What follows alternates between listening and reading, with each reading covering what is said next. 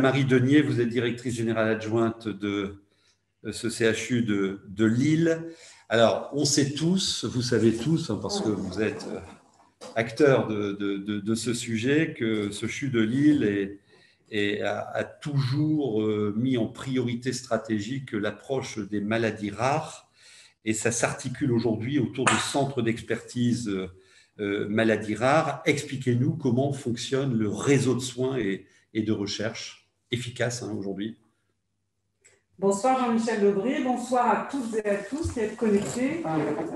Donc je suis Marie Denier, directrice générale adjointe de ce beau CHU, et effectivement les maladies rares et les Lillois, c'est une longue histoire. Et c'est un pari qu'on a fait il y a déjà longtemps dans cet établissement, d'investir et d'accompagner nos experts, nos équipes en interne, et de les aider à structurer en réseau notre approche des maladies rares. C'est une approche forcément extrêmement globale, puisque, un peu à l'image du témoignage de madame, les maladies rares, c'est toute une histoire de vie. Ça dure souvent, et il faut assurer d'ailleurs des transitions, on en reparlera. Et donc, ça demande de fédérer beaucoup d'acteurs, beaucoup de compétences, beaucoup d'expertise, et c'est probablement une des marques de fabrique de l'organisation au CHU de Lille, avec tous nos partenaires qui nous aident, d'avoir en partie initié cette prise en charge globale. Alors pour replanter un peu le décor, le CHU de Lille abrite aujourd'hui 18 centres de référence, 64 centres de compétences, 2 filières qui coordonnent au niveau national, Fimato et FAI2R, dont les ambassadeurs et les coordinateurs sont autour de la table aussi, le professeur Achula et le professeur Gautran. Et puis, c'est aussi la participation à des réseaux européens, 8 aujourd'hui, auxquels nos équipes collaborent. Et le choix qui a été fait, je le disais, il y a de nombreuses années, d'installer une équipe transversale de coordination, une équipe de choc qui s'investit énormément et qui appuie l'action d'environ 800 à 1000 professionnels. C'est un peu ce que représentent aujourd'hui les maladies rares dans notre maison. Donc c'est tout à fait considérable.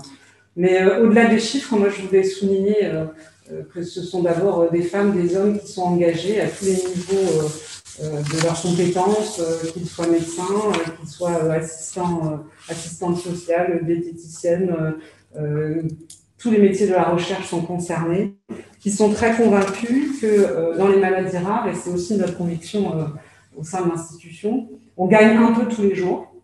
Ce sont des batailles qui sont longues, mais on gagne chaque jour. On gagne pour les patients, on gagne pour leur famille, on gagne en compétences, on fait avancer la médecine, et cette médecine, elle profite évidemment aux maladies rares, mais aussi probablement à toute la médecine.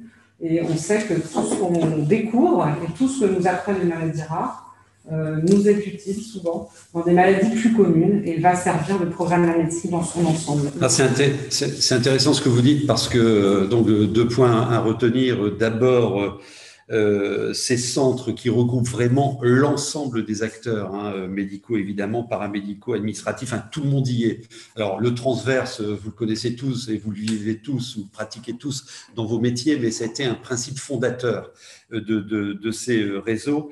Et ceci pour servir au mieux, pour accompagner au mieux le parcours de vie et de santé des patients, souvent complexes, ces parcours. Et vous, Christine, vous en témoignez bien évidemment. Et vous nous dites que ce qui se passe là, sur ce terrain de jeu des maladies rares, percole sur l'ensemble de la dynamique. C'est ça qui est intéressant, Oui, bien sûr, les maladies rares, c'est un domaine où pour 80% à peu près de ces maladies, l'origine est génétique. Toutes les découvertes qu'on fait dans ce domaine ont toujours ruisselé sur le reste de la médecine, et ça nous a permis de faire avancer la recherche, le soin dans bien d'autres maladies qu'uniquement les maladies rares. Ce n'est pas l'unique motivation pour laquelle on s'intéresse aux maladies rares, évidemment, mais c'est aussi une raison qui a motiver le choix stratégique qu'on a fait au CHU de Lille d'investir il y a longtemps dans ce domaine. Et d'ailleurs, nous continuons à le faire et nous sommes convaincus qu'il faut continuer à le faire.